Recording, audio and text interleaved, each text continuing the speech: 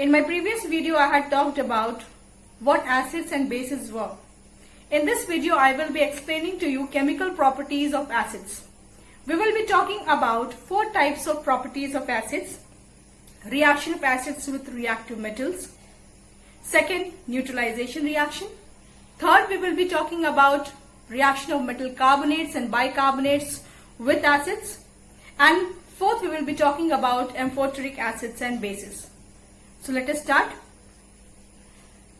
As you can see that it is already written on the board, acids react with reactive metals to form salt and hydrogen gas. Now what are reactive metals? Those metals which lie higher up in the reactivity series are known as reactive metals. They can displace hydrogen gas from the dilute acid. So let us see the reaction of sodium. Sodium reacts with dilute HCl to form salt and hydrogen gas is liberated. Similarly, calcium, potassium and zinc can even react with dilute acid. Now the reaction that I am writing, the reaction of zinc metal with dilute acid, it is the best method to prepare hydrogen gas in lab, in the laboratory. While we cannot use another metals like sodium and potassium or calcium, the reason is that these metals like sodium, potassium, calcium are very reactive metals and the reaction with dilute acid takes place vigorously. So the best metal to be used for laboratory preparation of hydrogen gas in the lab is zinc granules. Now zinc granules, when they react with dilute HCl, they produce the salt zinc chloride and hydrogen gas. Now I can, again you can ask me what zinc granules are. Now zinc, which contains copper as impurities, are known as zinc granules. And the copper which is present in the zinc granule can act as catalyst and that can speed up the reaction. So that is why zinc granules are used for preparation of hydrogen gas in the laboratory. So this is the first type of reaction that I had talked about. The second reaction is neutralization reaction. So neutralization reaction is the reaction between acid and base. Now in neutralization reaction you can see that whenever neutralization reaction takes place, heat is produced. That means neutralization reaction is an exothermic reaction. So what is a neutralization reaction? When an acid reacts with a base. When an acid reacts with base,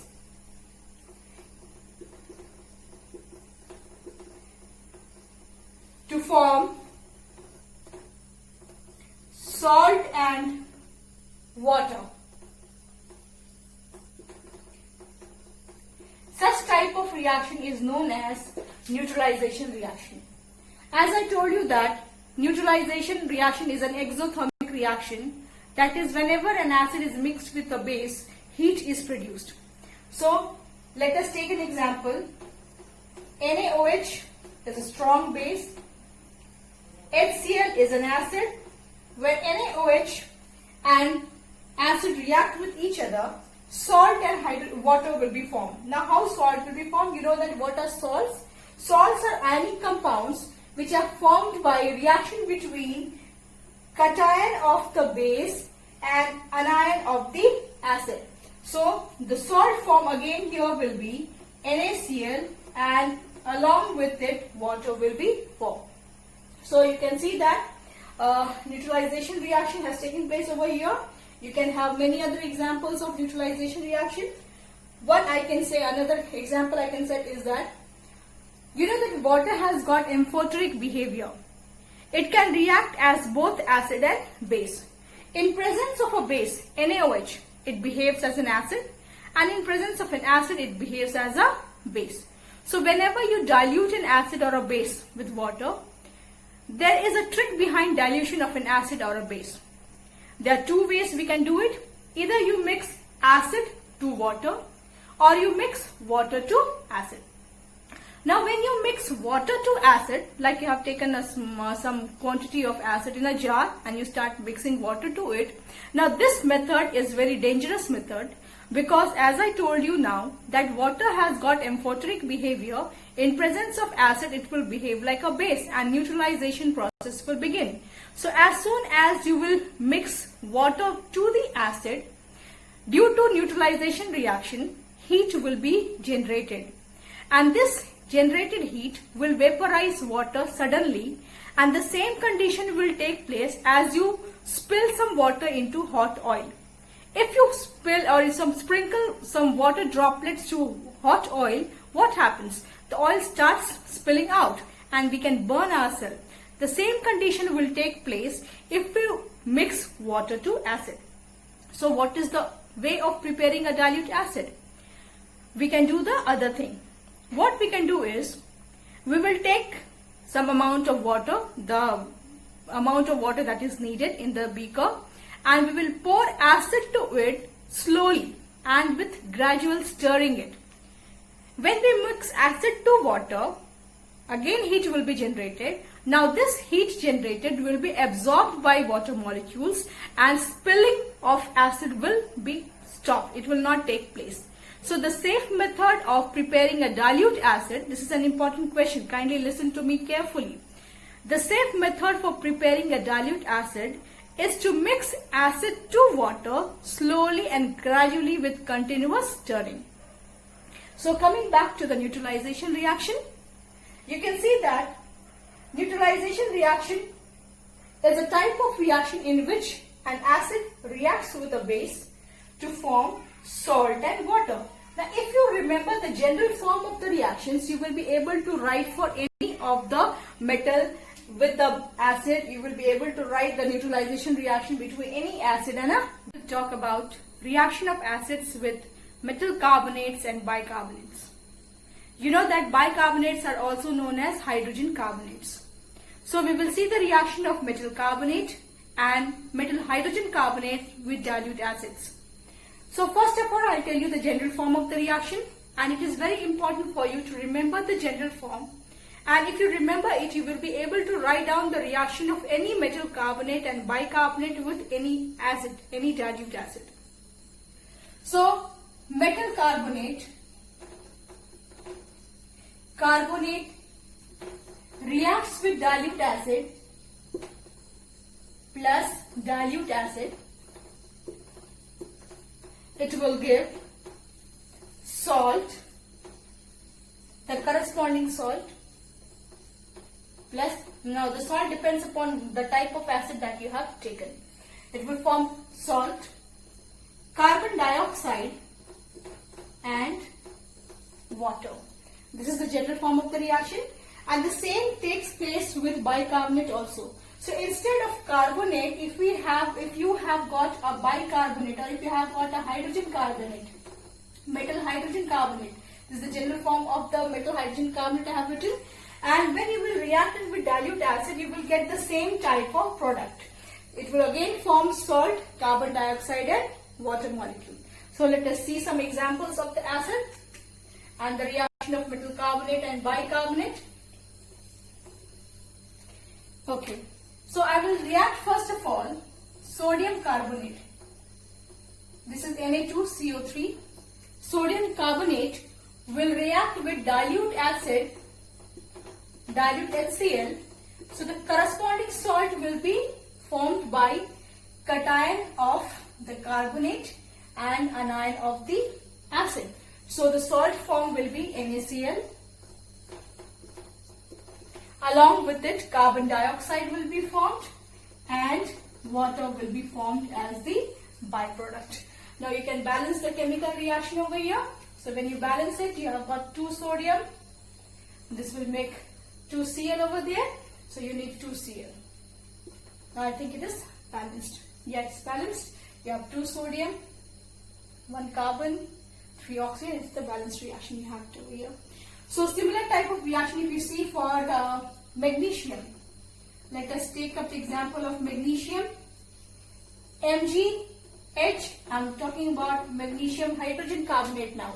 MgHCO3. Now MgHCO3 is magnesium hydrogen carbonate, and the formula will be, this is the correct formula of magnesium hydrogen carbonate because valency of magnesium is 2. So when it reacts, let me see the reaction of with dilute H2SO4. I have taken up another example of an acid. So again it will form the corresponding salt. So what salt it will form? The salt will be formed by magnesium ion and sulfate ion. So the salt form will be magnesium sulfate. So when we write down the formula of magnesium sulfate, it will be MgSO4 plus carbon dioxide and again water are the byproducts of the reaction. So this is how you have to write down the reaction for the corresponding salt. Again you can see that reaction of, you can see, how can you say now? Now the question is, how can you say that the carbon dioxide gas is produced in this chemical reaction? So one of the tests of carbon dioxide that you have already studied is carbon dioxide gas turns lime water milky. So what is the reaction that takes place when carbon dioxide reacts with lime water? Now what is lime water? Lime water is calcium hydroxide. So aqueous solution of calcium hydroxide is known as lime water. So carbon dioxide, when it reacts with calcium hydroxide, so it forms calcium carbonate and water. This is the reaction that takes place. Now calcium carbonate is insoluble in water. It is white color salt and is insoluble in water, and that is why, because of the formation of calcium carbonate, it is said that lime water turns milky. Now what if you pass excess of carbon dioxide through this solution? When excess of carbon dioxide is passed through lime water, now calcium carbonate formed reacts further with carbon dioxide to again form calcium hydrogen carbonate, or a bicarbonate is formed. So this bicarbonate is soluble in water. It is soluble in water, and this carbonate is insoluble in water. So you can see that written a downward arrow over here. Downward arrow shows that a precipitate is formed. So a white precipitate is formed which makes lime water milky. When excess of carbon dioxide is passed through it, it becomes soluble now. The milkiness disappears because calcium carbonate reacts further with carbon dioxide to form calcium hydrogen carbonate or calcium bicarbonate. Now calcium bicarbonate is soluble in water, and that is why the milkiness disappears. So this is the reaction. Both these reactions indicate the test for carbon dioxide. So if you want to test the presence of, any salt as carbonate or bicarbonate, metal carbonate or bicarbonate, add a little amount of dilute acid to it. If brisk effervescence appears, brisk effervescence means suddenly evolution of gas takes place, and if you pass this gas through slated lime or lime water, then this milkiness appears, and the presence of milkiness indicates that the salt which was given to you was either a metal hydrogen carbonate or a metal carbonate. So this is the reaction of acid with metal carbonate and bicarbonate. For today is amphoteric nature of certain metals and metal oxides. There are certain metals and metal oxides that can react with both acid and base. Some of the examples of such type of metals are aluminium, zinc and their oxide. Even lead shows amphoteric behavior. So let us see the reactions of aluminium oxide and aluminium with acid and base. So you already know that aluminium reacts with hot and dilute hydrochloric acid to form the corresponding salt and hydrogen gas. The corresponding salt will be aluminium chloride and hydrogen gas will be formed. So if you write 3 over here, you write the balanced equation. Just the balanced equation. Now aluminium oxide can also react with sodium hydroxide, which is a strong base. Let us see the reaction of aluminium oxide, Al2O3, with sodium hydroxide, which is a strong base. It will form sodium aluminate. The formula of sodium aluminate can be written as this. Either you can write the reaction as this, or you can also write it as in the form of complex. This is the formula of sodium aluminate complex. Similarly, zinc also shows amphoteric behavior. This we have already seen, this reaction. The reaction of zinc with acid. Zinc can also react with NaOH, which is a base, to form sodium zincate. The formula of sodium zincate is, again it can be written in the form of complex.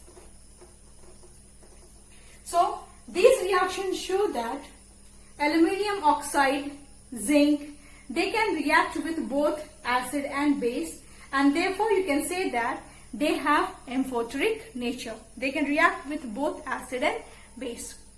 So that's all for today. Kindly go through the video carefully and try to understand it. If you have any difficulty, you can contact me. Thank you.